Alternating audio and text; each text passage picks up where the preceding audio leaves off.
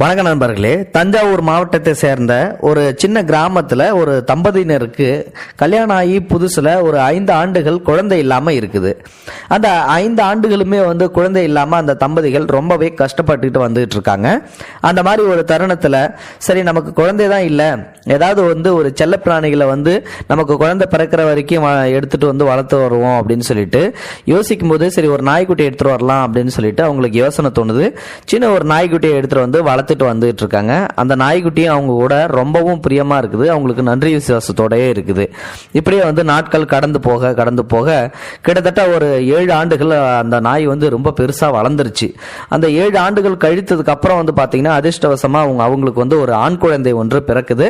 அந்த ஆண் குழந்தை பிறந்ததுக்கு அப்புறமா பாத்தீங்கன்னா அந்த நாய் மேல காட்டின பாசம் கம்மியாயிடுது. அதனால அந்த நாய்க்கு கொஞ்சம் பொறாமை அதிகமாயிடுது. அதாவது பாத்தீங்கன்னா எப்பயுமே அவங்க தினமும் அந்த நாயோட தான் சாப்பிடுவாங்க, எல்லாமே பண்ணுவாங்க, எல்லாமே பாத்தீங்கன்னா அந்த நாய் கூட தான் ஸ்பெண்ட் பண்ணுவாங்க. ஆனா இந்த குழந்தை பிறந்ததுக்கு அப்புறம் பாத்தீங்கன்னா அந்த குழந்தை மேலதான் அன்பு அதிகமா வைக்கிறாங்க. அந்த நாய் மேல அவ்வளவா அன்பு காட்டுறது இல்ல, முன்ன மாதிரி பழகிறது இல்ல. அப்படின்ற ஒரு தருணத்துல பாத்தீங்கன்னா நாய்க்கு கொஞ்சம் பொறாமை அதிகமா வந்துருது. நம்மளை விட அந்த குழந்தைய சீரா பாத்துக்கிறாங்க, போறாங்க வராங்க, முன்ன மாதிரி எல்லாம் நம்மளுடைய முதலாளி நம்ம கிட்ட பாசமா இருக்கிறது இல்ல அப்படின்னு சொல்லிட்டு. சோ இருந்தாலும் பாத்தீங்கன்னா அந்த நாய்க்கு அந்த வீட்டுக்கிட்ட அந்த நன்றி விசுவாசம் அப்படின்றது பாத்தீங்கன்னா எப்பயுமே விடாதுதான்.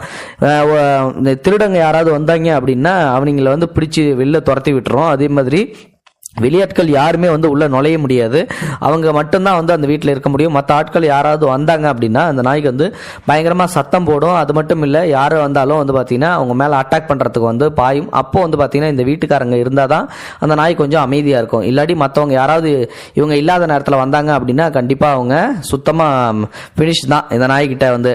ஸோ அந்த மாதிரி ட்ரெயின் பண்ணி வளர்த்துட்டு இருக்காங்க. அதுக்கு ஒரு நன்றி வசம் அப்படியே இருக்குது. ஒரு நாள் என்ன நடக்குது அப்படின்னா இவங்க வழக்கம் போல குழந்தைய தூங்க வைக்கலாம் அப்படின்னு சொல்லிட்டு தொட்டில தூங்க வச்சுட்டு இவங்க 2 பேரும் மொட்டை மாடியில் போயிட்டு பேசிக்கிட்டு இருந்திருக்காங்க.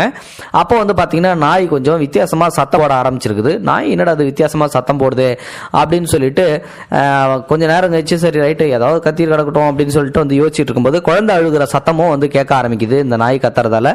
உடனே பாத்தீங்கன்னா இவங்களுக்கு சந்தேகம் வந்துருச்சு, ஐயோ குழந்தையும் அழுகுது நாயும் கத்துது, ஏதோ விபரீதம் அப்படின்னு சொல்லிட்டு கீழே இறங்கி ஓடி வராங்க. அப்போ வாசல் கிட்ட பாத்தீங்கன்னா நாயோட வாயில ரத்தம் இருக்குது.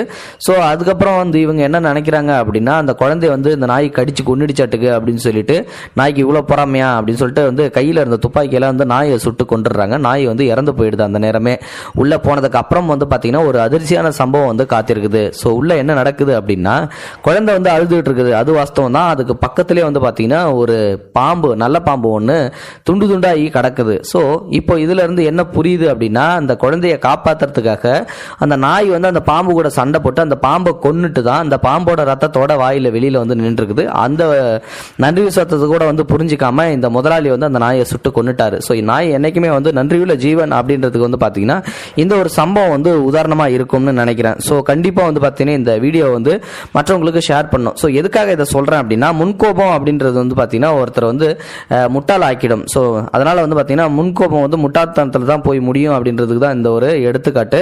எப்பயுமே நம்ம ஒரு முடிவு எடுக்கிறதுக்கு முன்னாடி நல்லா ஆராய்ஞ்சு யோசிச்சு அதுக்கப்புறம் முடிவு எடுக்கணும். ஸோ அதுக்காக தான் இந்த பதிவு. இந்த வீடியோ பிடிச்சிருந்தா லைக் பண்ணுங்க, உங்க ஃப்ரெண்ட்ஸ்களுக்கு ஷேர் பண்ணுங்க, கூடவே நம்ம சேனலை சப்ஸ்கிரைப் பண்ணுங்க. தேங்க்யூ ஃபார் வாட்சிங். இது போன்ற செய்திகளை உடனுக்குடன் நீங்கள் தெரிந்து கொள்ள மறக்காமல் எங்களுடைய சேனலை சப்ஸ்கிரைப் செய்யவும், கூடவே பக்கத்தில் வரும் பெல் ஐக்கானையும் கிளிக் செய்யவும்.